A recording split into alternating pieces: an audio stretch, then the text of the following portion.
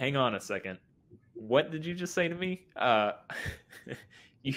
know you didn't just say that you converted to Catholicism. It was a really big shock because we both grew up in the church. He wasn't necessarily super anti-Catholic either, but um, he was like, Catholics are wrong, and I'm not. There's a reason that I'm not Catholic.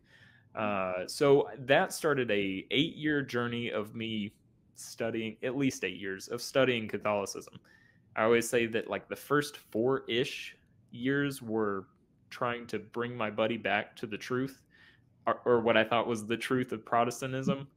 And then the next few years was kind of spent more of, I had this idea that Catholicism was just another denomination you could choose. So you could be Baptist, you could be Presbyterian, you could be Lutheran, or you could be Catholic if you wanted to.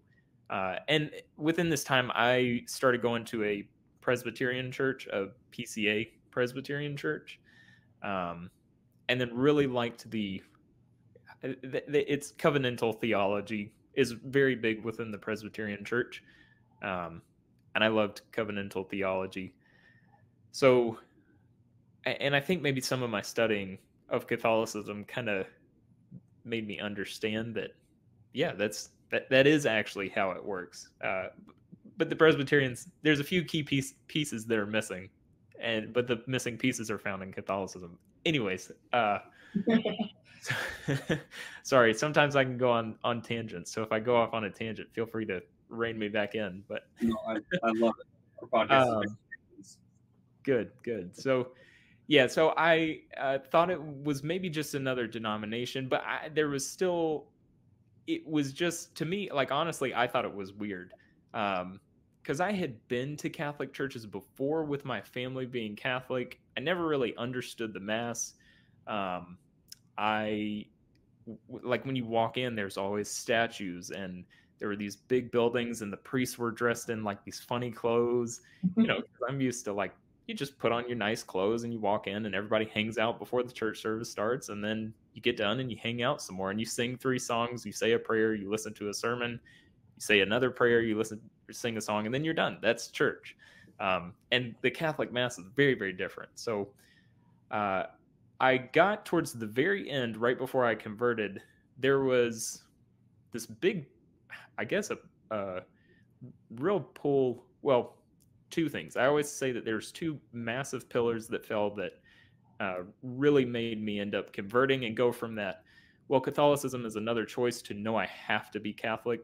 The first one was when I really started looking into who has the authority. Is it Scripture alone, or is it Scripture plus something else? And if it is plus something else, what is that something else?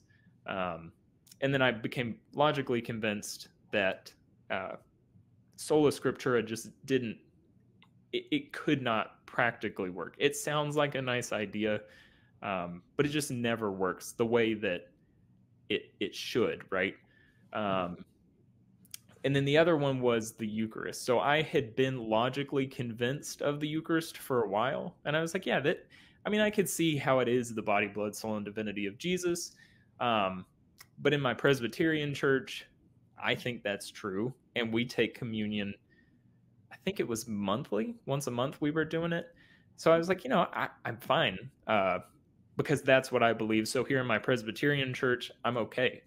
Uh, and then there was something, the last 2 times they did communion at the Presbyterian church, the second to last time, I remember they had it was like a little bitty cup, and it had the cracker on the top and the grape juice on the bottom. And I remember I grabbed it, and I just remember thinking, like, I can't take this, because when the pastor was saying this is just a remembrance, this isn't really Jesus, it's something to point us back to the sacrifice that Jesus made. Some of the things that he was saying, I was thinking, I can't agree to that. So I just can't. And then it kind of stuck with me. And then the very last time they did communion, I remember getting very, like, almost in tears, or maybe I was in tears, um, because I remember thinking, Jesus is offering himself, body, blood, soul, and divinity, for me, uh, at the Catholic Church, at the Mass. and the Catholic Church is much closer to my house than the Presbyterian Church is. So why am I still running? It's almost like God needed to logically convince me over an 8-year period, and then he took half a second to convince my heart.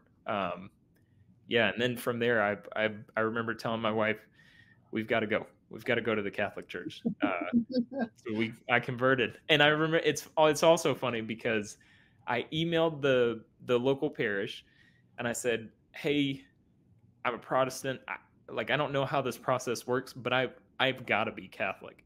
So I met with the priest, and he was like, "Yeah, maybe we'll put you through RCIA, and it starts in August, and it'll go to Easter." And I said, "I get that, but do you guys ever make exceptions? Because I need to be Catholic right now."